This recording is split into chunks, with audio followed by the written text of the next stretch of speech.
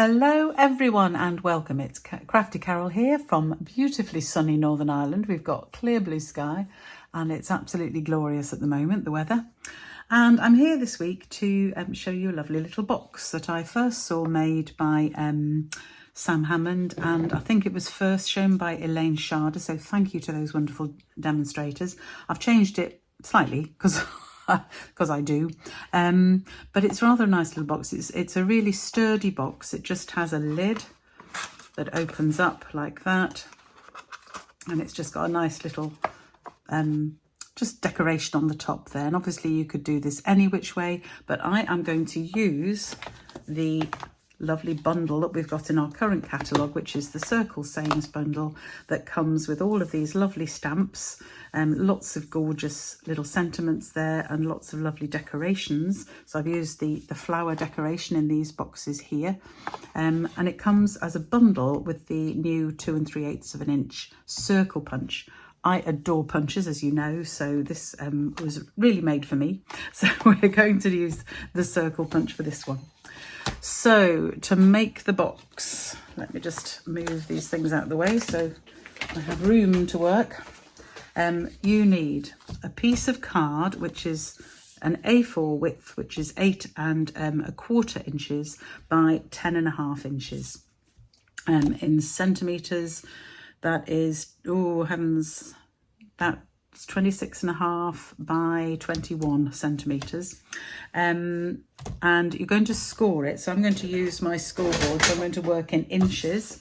But if you wanted, I will give you the centimetre measurements too, as I do it, try and remember. So first of all, we want to score on this long side, the longer side, the 10 1/2 inch side, and we're going to score it at 1 1/2 inches.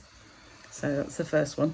I was doing this earlier and I couldn't score for the life of me, so I'm hoping they'll go straight today. So 1 1/2 inches, 4 3/4 inches. So that is in centimetres, that's 4 centimetres and 12 centimetres. Then at 6 1/4 inches, which is 16 centimetres. And finally at 9 1/2 inches or 24 centimetres. So those are the 4 scores on the long side. So you've got quite a big tab, 2 wide tabs, so 2 4 centimetre or 1 1/2 inch tabs, 2 wider tabs, and then one slightly smaller one at the top. So we need to remember that because that's important when we come to do the next stage. So we're going to turn it round, and on the short side here, I'm going to score it at 1 inch, which is 2 1/2 centimetres, isn't it? Not sure I've got the centimetres ready for this. I'll have to try and work them out. 2 1/2 inches, which is, hang on, which is about 6 centimetres, 6 1/2 centimetres. So 2 1/2 inches. There is a metric plate for this scoreboard, but I tend to work in inches when I'm using the scoreboard. I do find it easier. So 1 inch, 2 1/2 inches, 5 3/4 inches, which is about 14 centimetres. And I'll put them in the blog. I'll put the proper centimetre measurements, and then 7 1/4 inch. So that's just here, and that is 18 centimetres. So those are the bits you need for that. Put the scoreboard away. So this is what we've ended up with. Now I'm not sure you can see the scores, so I'm going to actually already fold my card and just burnish it, because then you'll see the score lines better, and then I'll explain where we're going to do our cutting. So do you remember I said that when we were scoring the long side, we had one wider bit at 4 centimetres and one slightly smaller bit. So that was actually 1 1/2 inches, and at the other end it's just 1 inch. That is the top, if you like, of the box. So when we're going to cut, I'm going to use my pencil to show, we're going to cut out all the side pieces from the main piece at both sides here. Again, I've got this in the blog, so you'll be able to see it. So we take out all of those 2 top corners. Then on this first, this is going to be a tab. So we're going to take that bit off, and same this side. Then we're leaving that bit and taking off this piece here. And the final thing we're going to do is make these into tabs by cutting down the score line either side here. So hopefully that'll make sense. So let me do that cutting and then I'll show you what it looks like.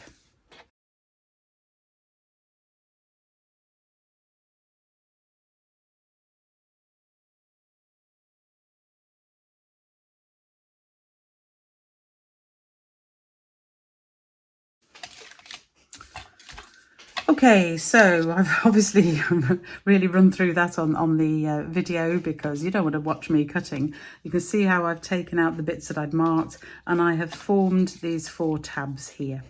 Now this box actually will stay together without any gluing. It folds in so the tabs go in the side and then this side bit comes down over the top. And then you've got your closure. Personally, it will sit like this. You really need to crease these folds so they sit in well. But personally, I like to glue it. So I'm going to glue all my tabs. So these 2 pairs of tabs glue to this side piece. So bear with me while I just glue those. You want the glue on the outside of the tab. And then the key with any box is you make sure that your corners are exactly square. And you might notice that I have actually slightly mitered the tabs so that they actually sit in the box nicely. So we're going to make sure all the corners are exactly square and just stick the whole thing together now. Making sure this is beautifully square here and then stick it down.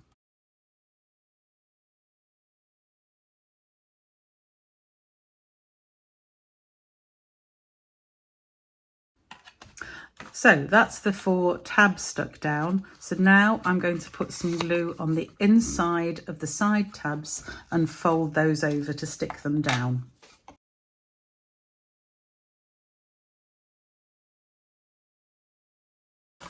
There.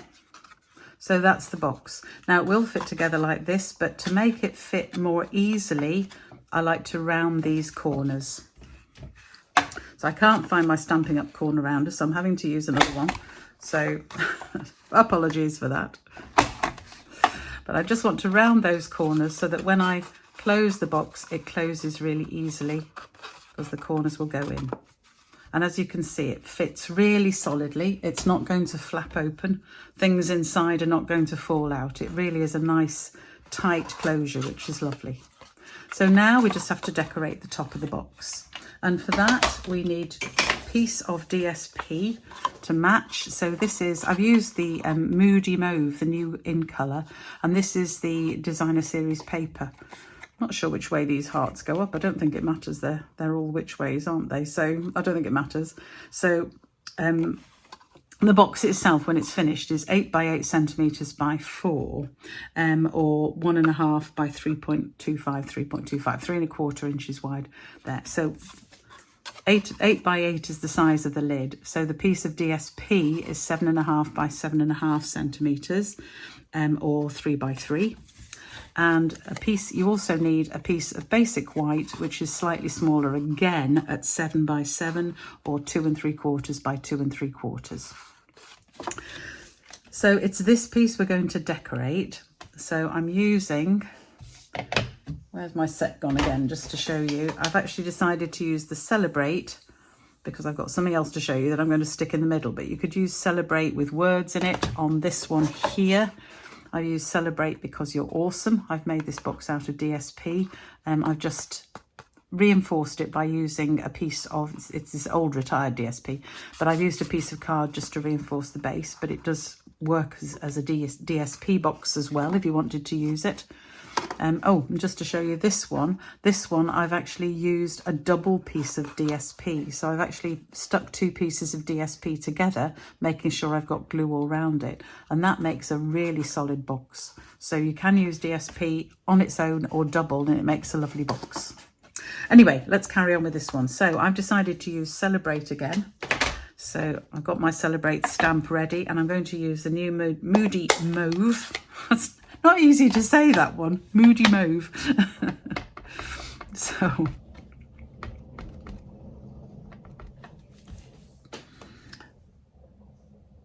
just stamping that in the middle of my piece of basic white.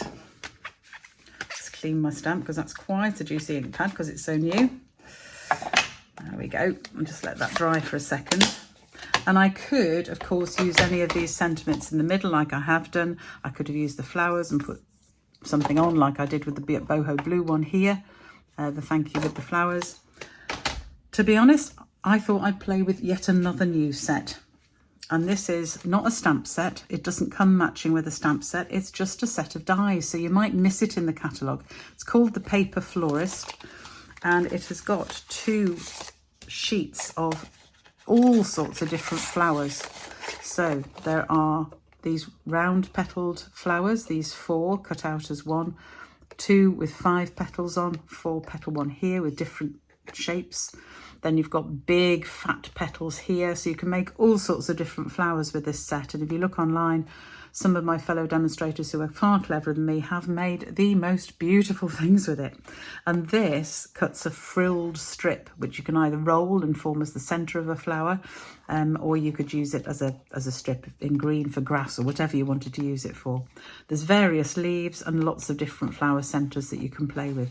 So mention that because I think you might miss it, because it's not obvious in the catalogue because it's a die set that doesn't...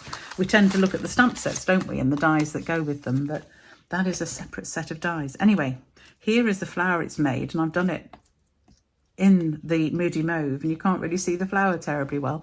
So I've also done one in Petal Pink just to show you.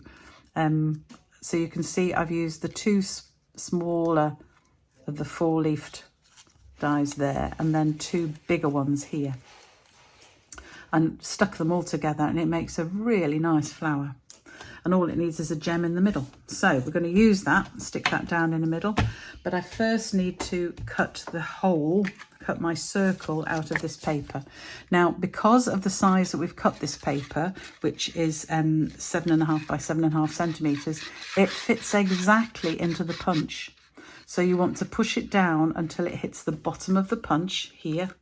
So it's against the bottom of the punch and held both sides equally. And then all we do, punch out the middle. And there is my frame for my box lid. How simple is that? So to stick it together, the best way I've found, if I can find my dimensionals, is to put the dimensionals on the stamped piece. You can see I haven't quite got that in the middle. It doesn't matter. That's why this piece is slightly smaller than the other, so you can be a little bit off centre and it won't matter. So I'm just going to stick 4 dimensionals around that, and then I can add my frame on top and it'll be in the right place. So let's take those off. Oh, we can't get that one off. There we go.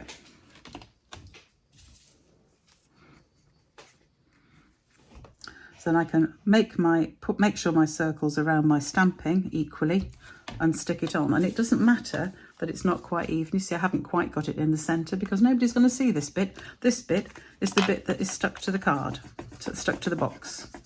So simply add some glue on that, and then I can stick it on my box lid. And then just to finish, I'm going to use the... Oh, I should have done that the other way around, shouldn't I? It's the same paper. No, I can't change that now. So it's going to be the same. I should have used the heart side on this. Silly me, got it the wrong way around. I don't think I can peel it off now. A happy accident. I can always cut another bit and just stick it on top. I might do that because I do want to use this flower in the middle. So give me a second to just go and do that, and I'll be back. There, happy little accident, all sorted. Really, what am I like? And then I can just put a little blob of glue in the middle there and stick my flower in quite happily. There we go, that looks better. Honestly, just goes to show I don't always get things right. And then we just need a gem in the middle. Just grab these. I'm sure there's better ones somewhere, but we'll just use that for now. Might change it for a bigger one later. But just to show you, there we have the box. It's a nice size box. As I say, it's 4 centimetres or 1.5 inches deep, 3 and a bit centimetres, 3 and a bit inches square, 8 centimetres square. And there we have it. So really simple, quick box. There it is in 3 different colours. 2 of them using the flowers off circle sayings, what the heck. I hope you have a go at this one and enjoy it.